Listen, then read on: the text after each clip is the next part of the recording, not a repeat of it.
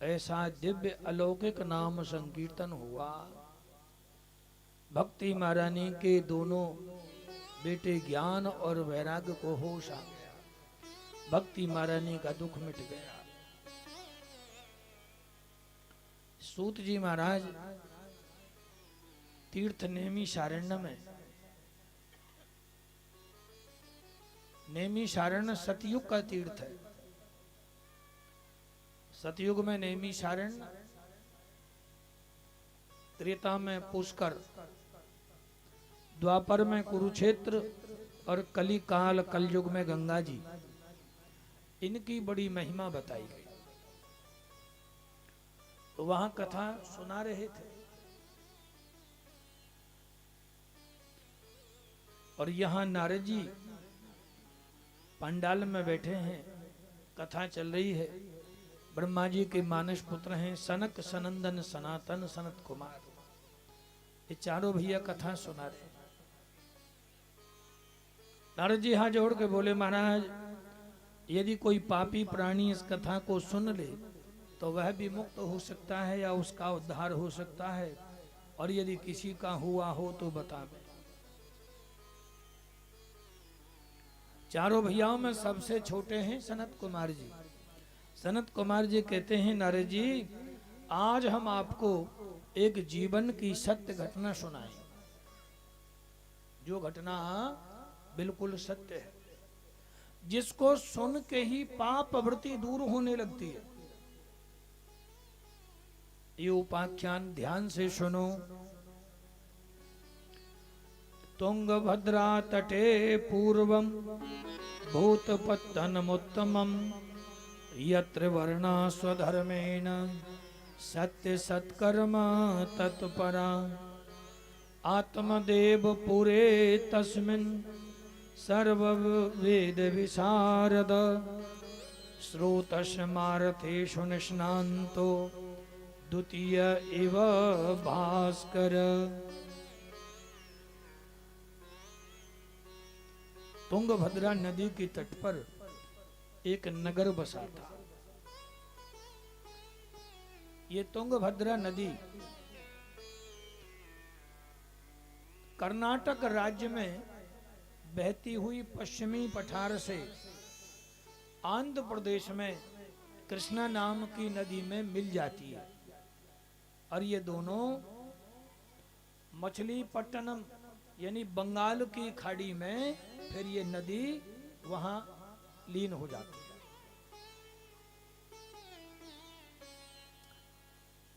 ये कर्नाटक राज्य की घटना है। नगर का नाम तो था कुंदनपुर, लेकिन उस काल खंड के सारे साधन इस गांव में थे। उस जमाने में उत्तम साधन होने के कारण लोग इस गांव को, बड़ा गांव था, इसे उत्तम नगर के नाम से जानते थे। इसी उत्तम नगर में आत्मदेव नाम के एक ब्राह्मण रहते थे। बड़े प्रसिद्ध ब्राह्मण थे, बड़े प्रकांड विद्वान, पूरे इलाके में नाम था उनका। उनकी धर्म पत्नी का नाम था धुंधली देवी।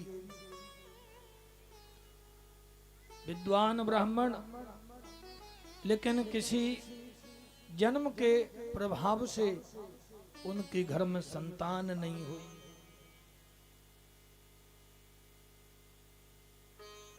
ना कोई बेटी हुई ना बेटा हुआ। आत्मदेव बड़े दुखी, मन में कहीं ना कहीं दुख पड़ा रहता। समय बीतता गया, कुछ उपाय किए, सफल नहीं हुए, निष्फल हो गए। गौ सेवा करी, आज तक खूंटे पे कोई गाय ब्याई नहीं। अनेक पेड़ लगाए, या तो पेड़ लगा ही नहीं, और पेड़ यदि लग गया तो उस पे कभी फल नहीं आया।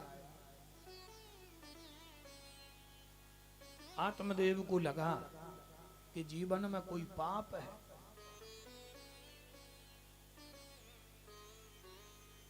बड़े दुखी, धुंधली का स्वभाव भी ठीक नहीं था।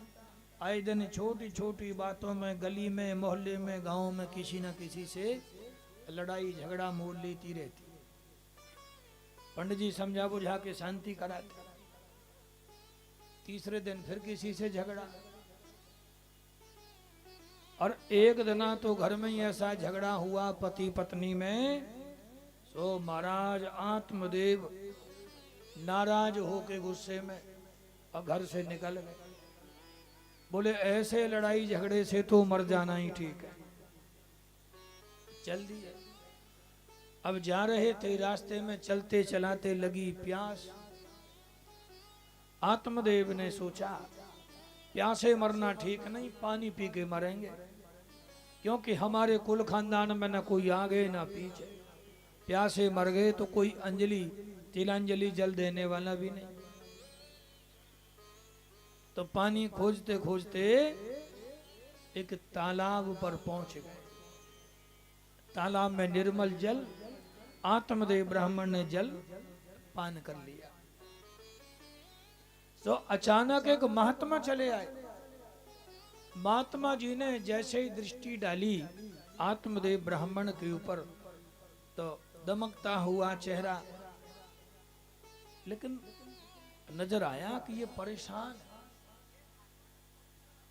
कथम रूदीश विप्र त्वम कहते चिंता बलियसी वद त्वम सत्वरम मह्यम स्वस्य दुखस्य कारणम। हे ब्राह्मण, आप कुछ परेशान दिख रहे हो, बात क्या है? अरे भाई, परेशान रहना ठीक नहीं है, बताइए ना क्या बात।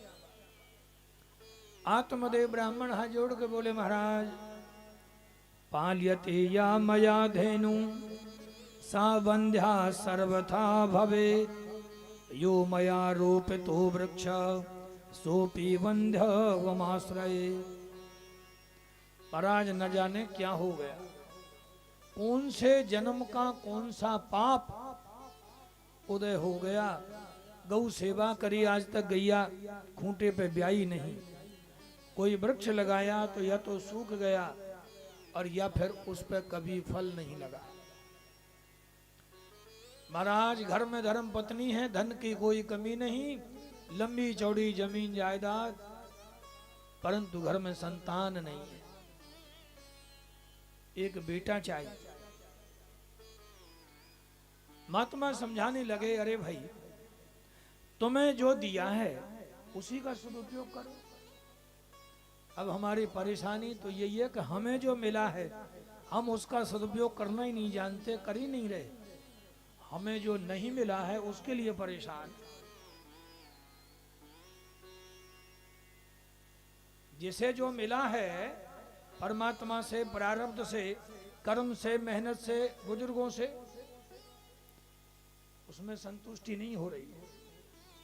जो हमें नहीं मिला है हम उसके लिए परेशान। बात में समझाने लगे, पंडित जी महाराज, यदि धन आपके पास बहुत है तो धन से ही धर्म कमाओ।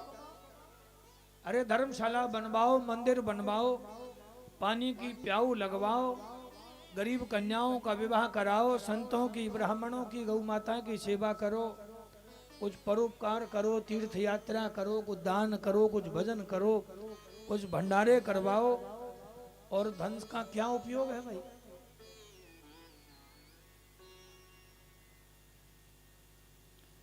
और जब महात्मा जी ने ऐसे समझाना शुरू किया तो आत्मदेव हाथ जोड़ के बोले, महाराज ज्ञान तो हमें ही बहुत है, ग्रंथ और शास्त्र तो हमने ही बहुत पढ़े हैं। अब ऐसा कोई उपाय बताओ जिससे बेटा हो।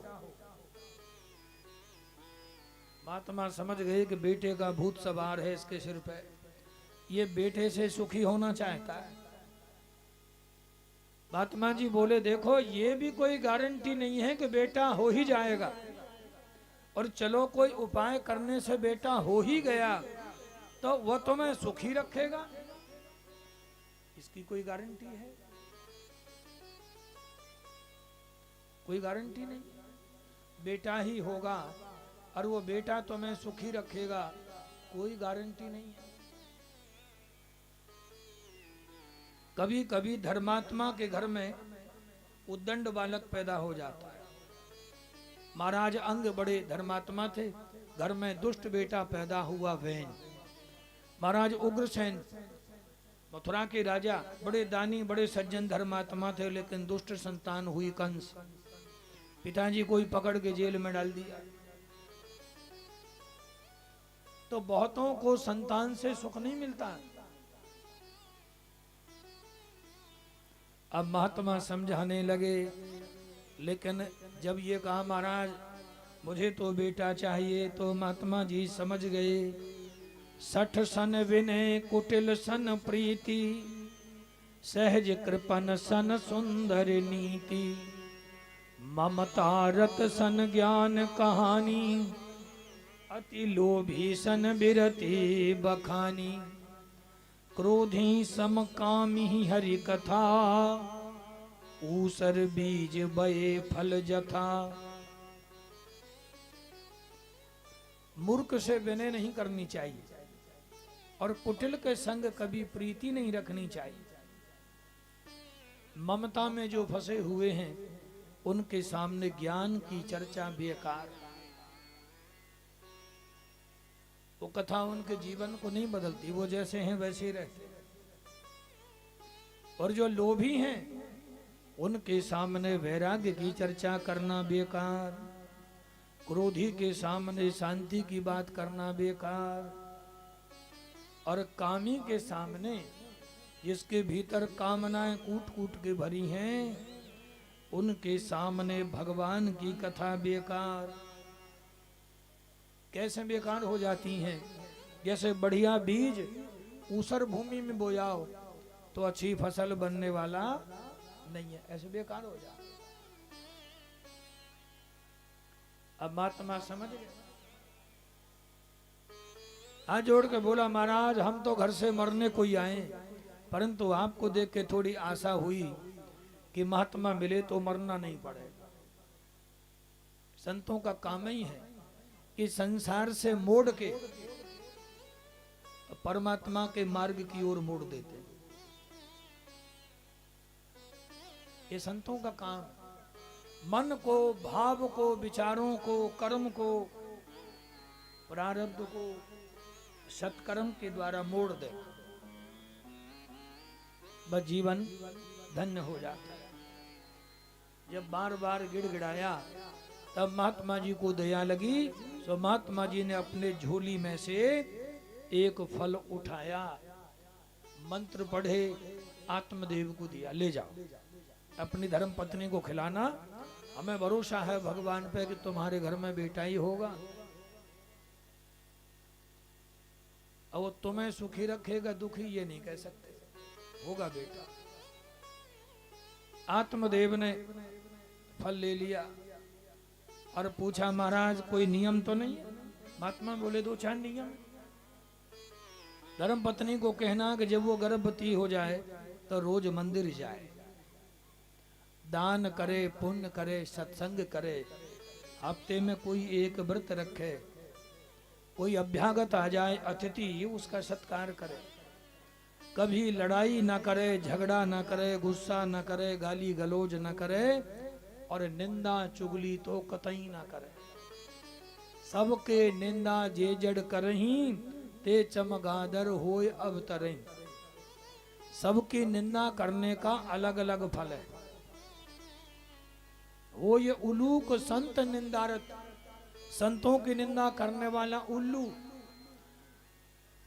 और सबकी निंदा करने वाला चमगादड़ बनता।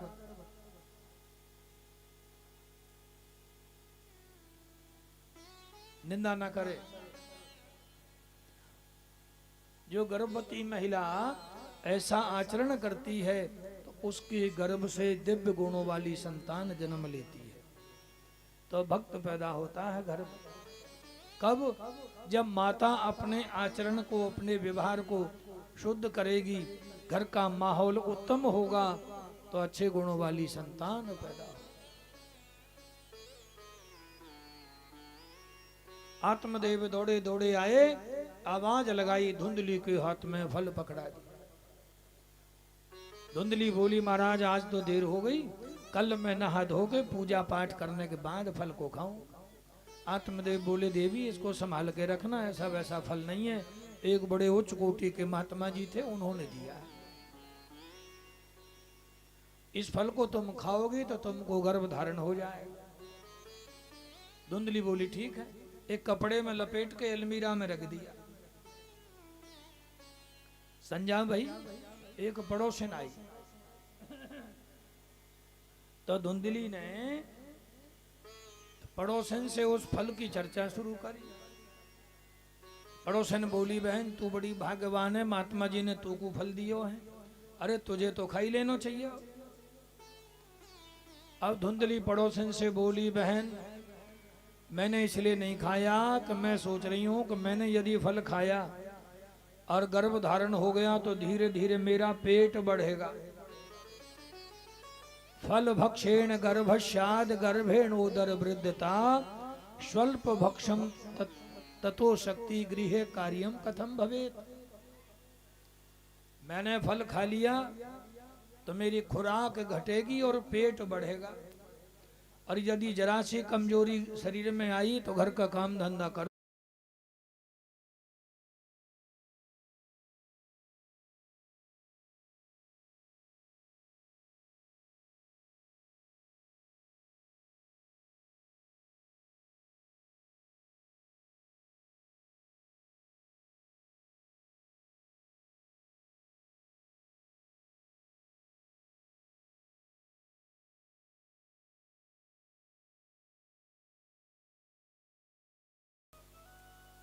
मैं सोच रही हूं कि यदि रात्रि के समय गांव में चोर और डाकू घुस गए तो गांव वाले सब तो उठ के भाग जाएंगे, यदि चोरों ने मुझे पकड़ लिया तो पिटाई तो मेरी लगेगी।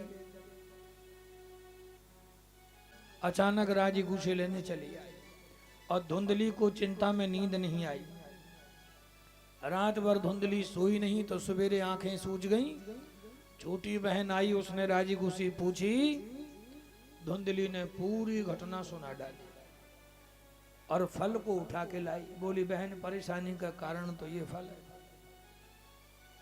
तो छोटी बहन बड़ी चतुर चालाक थी, बोली बहन ये महात्मान की बातन पे भरोसा मत करियो। खावे पहरे ढोंगते ये जोगी अवधूत, अरे बहन कहूं फलन ते होत न देखे पूत।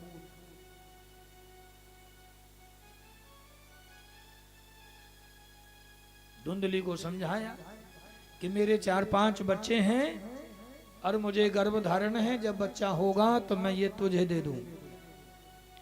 तेरे पास धन बहुत है, मुझे थोड़ा धन देना, मैं अपने पति को समझाऊंगी और तुझे बालक मिल जाएगा। तुझे कष्ट नहीं झेलना पड़ेगा, पीड़ा नहीं होगी, तकलीफ नहीं होगी। अब रही बात इस फल की, देख तेरी गैया खूंटे पे कितने दिन से बंधी है, इस फल को खिला दे गैया। और पति देव को कह देना कि फल खा लिया, उन्हें कौन सा पता लगना, तुझे तो गर्भवती होने का नाटक करना है।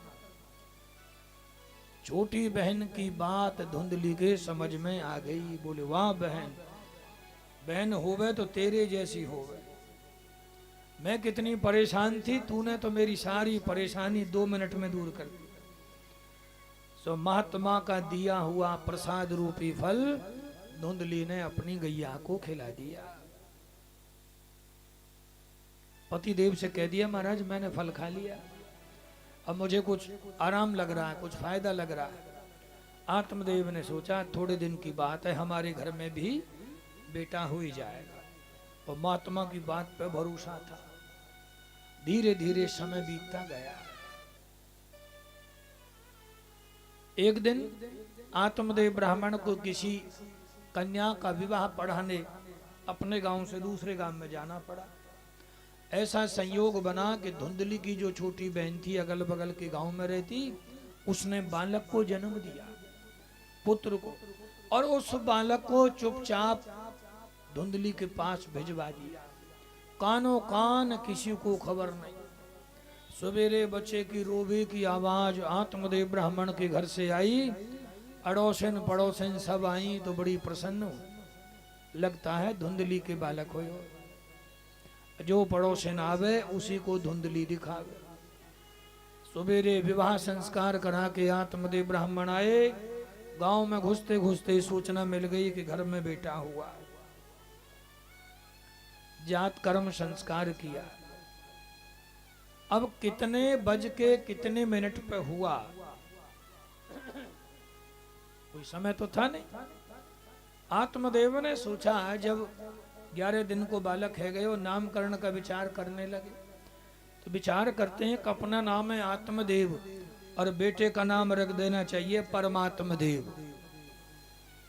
नाम की बड़ी महिमा। सोच ही रहे थे कि इसका नाम परमात्म देव रखूंगा, लेकिन जब हवन पूजा पाठ की तैयारी भई, धुंधली बोली महाराज यह बच्चा को नाम में धरूंगा, ऐसा नाम धरूंगी कि कई मोहल्ला में ना मिले, कऊ रिश्तेदारी में ना मिले, कऊ जल्दी से गांव में ना मिले। पंडित जी ने समझा कोई ज्यादा ही मलूक नाम धरेगी। हवन पूजा पाठ हो गया। आत्मदेव ने कहा देवी जल्दी बताओ का नाम धरूं। तो धुंधली बोली ये धुंधली का बेटा है, इसलिए इसका नाम भी धुंधकारी होना चाहिए। धुंधली का बेटा नाम धुंधकारी, इसका नाम धुंधकारी हुआ। 2 महीने बाद जिस गैया को फल खिलाया उस गैया ने भी मानव पुत्र को जन्म दिया। ये बालक कैसा? पूरा शरीर इंसान का और जो कान थे वो गौ माता जैसे। इस बालक का नाम गोकर्ण पड़ा। दोनों बालकों की दिनचर्या में बहुत अंतर था। गौ माता का बेटा गोकर्ण संत के आशीर्वाद से फल प्रसाद से प्रकट हुए। दिव्य संस्कार थे। सुबह जल्दी उठते, नहा धो के मंदिर जाते, गौ माता की सेवा करते, आने के बाद जलपान करते, वो धार्मिक ग्रंथ पढ़ते, सत्संग सुनने जाया करते थे। और धुंधकारी लेट उठता, उठ के सीधा गया रसोई में, जो कुछ बासा कूसा मिला सब खा पी लिया और खा पी के गली मोहल्ले के बालक इकट्ठे किए और खेल भी ले गए जंगल में। घंटे 2 घंटे 4 घंटे 6 घंटे खेला। जब मन भर गया तो इन्हीं का सामान लूट लिया, छिना लिया, चुरा लिया। ऐसे संस्कार बचपन से ही आ गया। शराब पीने लगा, चुगली करने लगा, निंदा करने लगा, अपने घर में से ही चोरी करने लगा। पिता ने जो संपत्ति कमा कमा के रखी, आज ये धुंधकारी धीरे धीरे बर्बाद करने लगा। पूत कपूत तो काधन संचय, पूत शपूत तो काधन संचय। आज अच्छे संस्कारों की जरूरत है, अच्छी परवरिश की जरूरत है।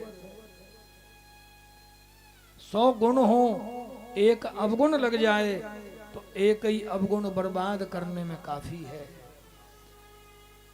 एक अवगुण के कारण 100 गुण फीके पड़ जाते हैं। आत्मदेव ने देखा अलमारी खोल के जो धन कमा कमा के रखा था सब बर्बाद कर दिया। आत्मदेव ब्राह्मण बड़े दुखी थे। आज संत महात्मा की वो बात याद आ गई। आंगन में बैठे बैठे रो रहे थे और संत की बात याद कर रहे थे। उस दिन भी दुखी थे। उस दिन दुख इतना था कि घर में संतान नहीं थी। आज भी दुखी हैं, संतान तो है पर संतान निकम्मी हो गई। गौ माता के बेटे गोकर्ण लौट के आए हैं, पिताजी को रोते हुए देखा, समझ गए हैं रोने का कारण और हाथ जोड़ के पिताजी को समझा रहे हैं, पिताजी ये दुनिया में आप अकेले ही दुखी नहीं हैं, ये सबरी दुनिया दुखी है। कोई तन दुखी, कोई मन दुखी, कोई धन बिन रहते उदास, थोड़े थोड़े सब दुखी, सुखी राम के दास। पिताजी दुनिया में सब दुखी। देहे स्थिति मानसे रुद्रे अभिमितिम तज्य त्वं जाया स्वता दिशु सदा ममता विमुंच पश्यानिशम जगदिदम क्षणभंगुनिष्ठम वैराग्य राग रस को भव भक्ति निष्ठः। ये मानव शरीर पिताजी बड़े भाग्यवानों को मिलता है, बड़े भाग्य से मिलता है। दुर्लभो मानसो देहो देहि नाम क्षण भंगुरा तत्रापि दुर्लभम मन्ये वैकुंठ प्रिय दर्शनम। ये बड़े भाग्य से मिलता है। ए मनुष्य जन्म को पाकर के भी जो भगवान का भजन ना करे, सत्कर्म ना करे, तो उसे अभागा समझो। इस शरीर में बड़ी बड़ी कीमती सामान भरे हैं। भगवान ने ये शरीर तुम्हारे लिए अनमोल है, इसमें बड़े बड़े कीमती पार्ट पुर्जे लगाए हैं। कई करोड़ की तो आंखें ही आंखें हैं, 50 लाख रुपए का दिल है, 25 लाख रुपए की किडनी है, लीवर है। एक एक पार्ट पुर्जे की बड़ी कीमत है। कोई पुर्जा खराब हो जाए तो अस्पताल में जब जाता है इंसान तो पता लगता है कि कितनी कीमत है। और जैसा भगवान ने तुम्हें दिया है ऐसा फिर लगेगा और न। ये श्वासें जो आ रही हैं जा रही हैं फ्री में हम ले रहे हैं। अभी कोरोना काल में ऑक्सीजन के सिलेंडर नहीं मिले थे, पैसे जेब में धरे रह गए, रात भर लोग लाइन में खड़े रह गए, पैसों से भी काम नहीं हुआ। इंसान को भगवान ने दिखाया कि मैं भी हूं, मुझे याद रखो। इंसान भगवान को भूल गया था, लेकिन कोरोना के बाद संभल गया है, समझ में आ गई कि भगवान है।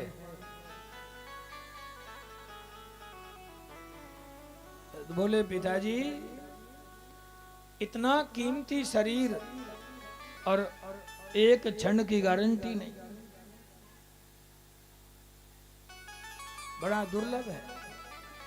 धर्मम भजस सततम त्यज्य लोक धर्मान सेवस्य साधु पुरुषंजहि काम तृष्णा अन्यस्य दोष गुण चिंतन मासु मुक्त्वा सेवा कथा रसमहो नितिराम पिबत्वम।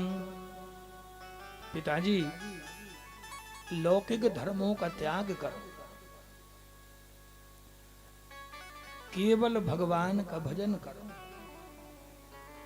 यही जीवन का सार है।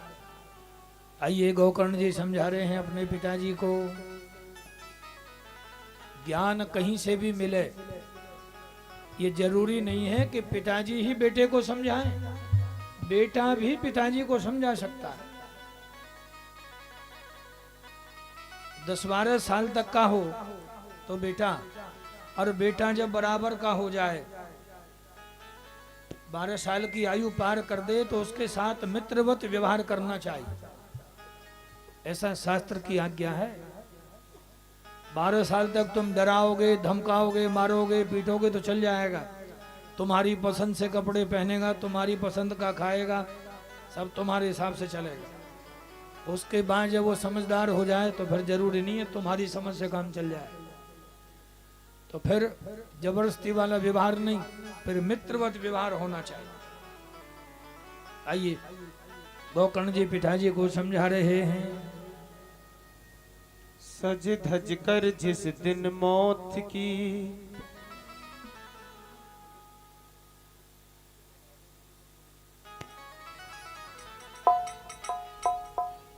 सज धज कर जिस दिन मौत की शहजादी आएगी,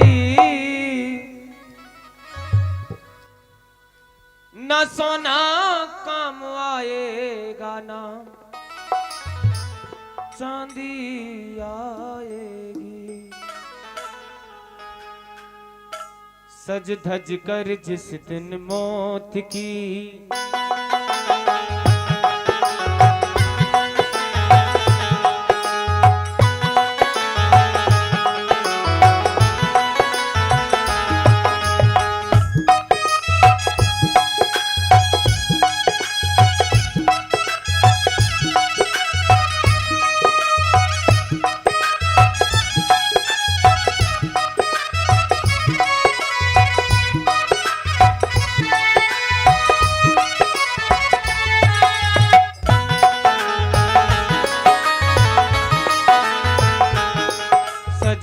कर जिस दिन मौत की ओ आ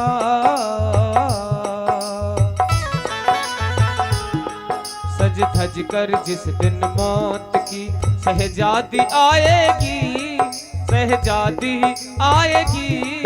ना सोना काम आएगा न चांदी आएगी, ना सोना कम आएगा ना चांदी आएगी, ना सोना काम आएगा न चांदी आएगी।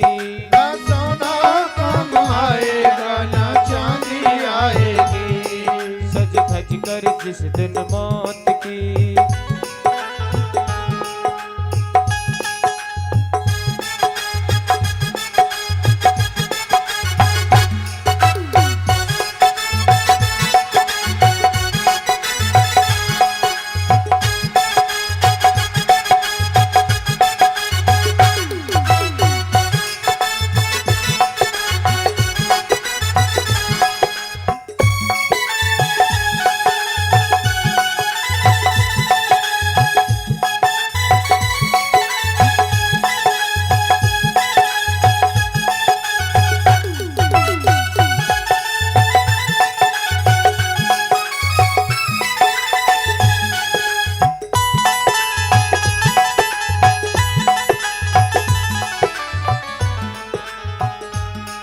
छोटा सा तू कितने बड़े अरमान है तेरे, छोटा सा तू कितने बड़े अरमान हैं तेरे, छोटा सा तू कितने बड़े अरमान है तेरे, छोटा सा तू कितने बड़े अरमान हैं तेरे।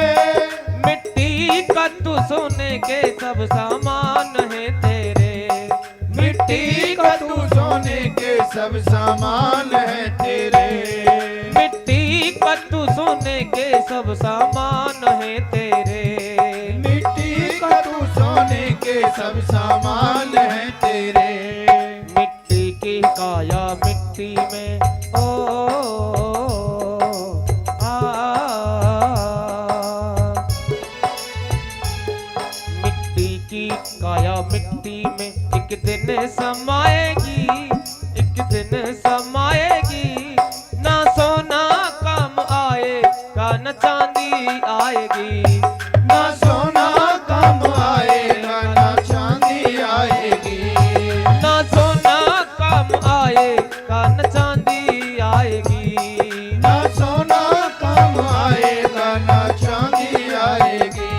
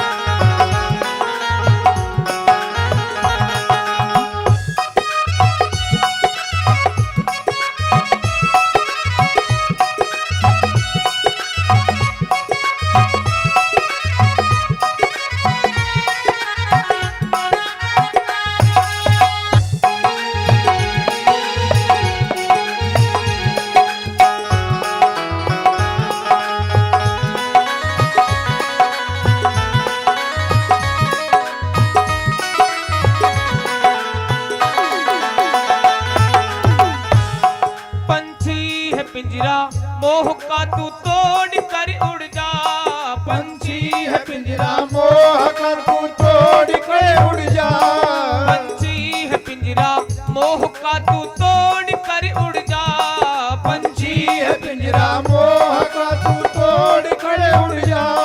माया महल के सारे बंधन तोड़ के उड़ जा, माया महल के सारे बंधन तोड़ के उड़ जा, माया महल के सारे बंधन तोड़ के उड़ जा, माया महल के सारे बंधन तोड़ के उड़ जा। दिल की धड़कन मौत बन के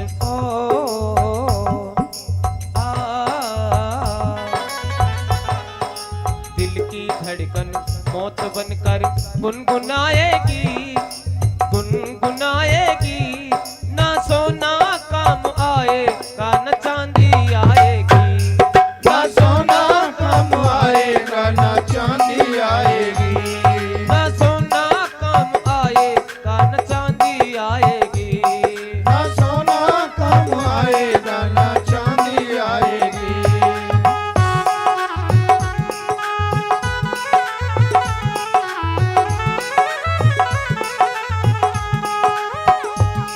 मनवा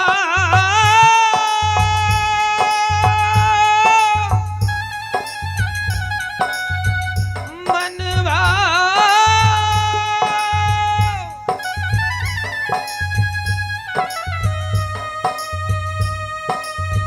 गोरे गोरे मुख को गुमान छोड़ बाबरे, रंग को पतंगा तेरो कल उड़ जावेगो।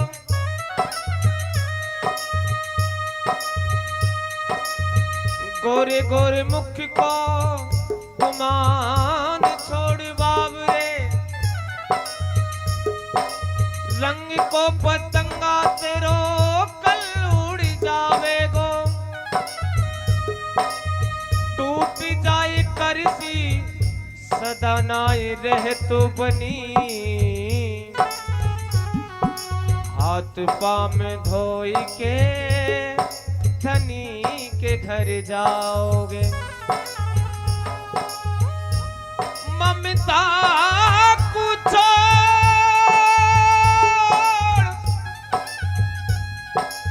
और प्रभु को तू ध्यान धर, या काया को मांस तेरो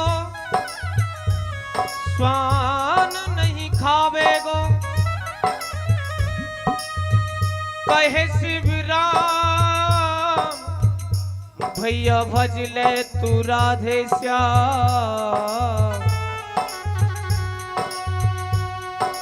मुट्ठी बांधे आयो है पसारे हाथ जावेगो।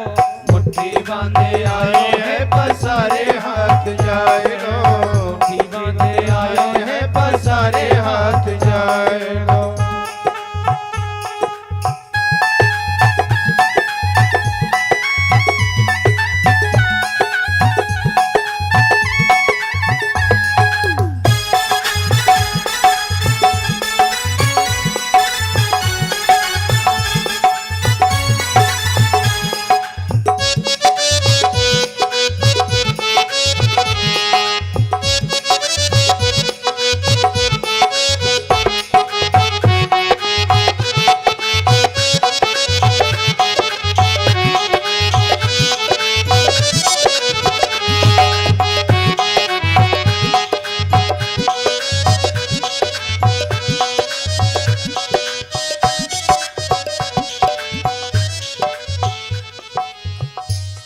कर्मों कथा परिताप तूने पाया मानव तन, कर्मों कथा परिताप तूने पाया मानव तन। कर्मों कथा परिताप तूने पाया मानव तन। कर्मों कथा प्रताप तूने पाया मानव तन। अब पाप में क्यों डूबा है रे मूर्ख तेरा मन। अब पाप में क्यों डूबा है रे मूर्ख तेरा मन। अब पाप में क्यों डूबा है रे मूर्ख तेरा मन। अब पाप में क्यों डूबा है रे मूर्ख तेरा मन।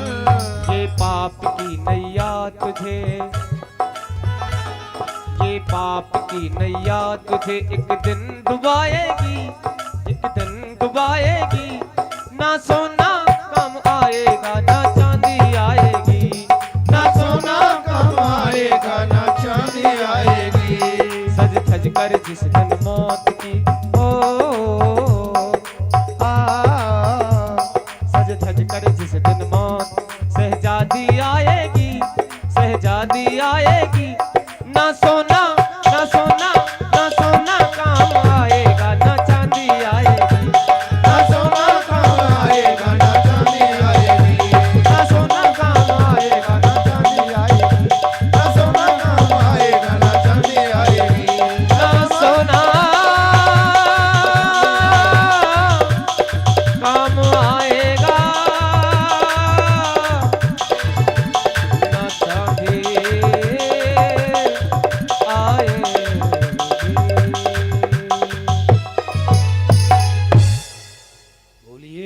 भक्तवत्सल भगवान की जय जय जय श्री राधे।